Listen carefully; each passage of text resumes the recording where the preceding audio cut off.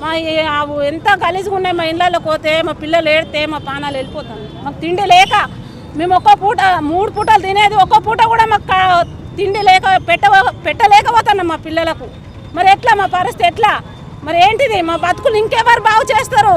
ఇంకా కూడా మమ్మల్ని బాగు చేయరు. ఇప్పటికి 20 సంవత్సరాలు నేను హాస్పిటల్ వేయబట్టి ఇంతవరకు కూడా ఇగో అమ్మ ఇగో అమ్మ ఇగో అమ్మ అంటారు తప్ప ఇదే కాంట్రాక్ట్కి అప్ప చెప్తారు. ఆ కాంట్రాక్టు మాకు బిల్లులు రాలేవు, మాకు బడ్జెట్ రాలేదు, మాకు 6 నెలలు మాకు 8 నెలలు మమ్మల్ని ఏం చేయమంటారు, మేము మా ఇల్లు అమ్మియమంటారా అని మాట్లాడతారు కాంట్రాక్ట్. మరి అట్లాంటప్పుడు కాంట్రాక్ట్ ఎందుకు ఇచ్చిర్రు? అదే గవర్నమెంట్కి ఇస్తే గవర్నమెంటే మాకు అందరిలాగా మాకు కూడా జీతాలు నెలకి వేస్తారు పోవచ్చు. మరి అట్లనే చేయొచ్చు కదా. దయచేసి రేవంత్ రెడ్డి కానీ మా కలెక్టర్ కానీ మా ఎమ్మెల్యే కానీ వీళ్ళందరూ కొంచెం కరీంనగర్ హాస్పిటల్ వాళ్ళను ఎక్కడైనా గవర్నమెంట్ హాస్పిటల్ వాళ్ళకి ఎక్కడైనా ఇంతే ఉన్నది. ఇకనన్నా మాకు కరుణించి మా పిల్లలకు ఇక్కడ అన్నం పెట్టి గవర్నమెంట్ కాన్వర్ చేయమని కోరుకుంటాను.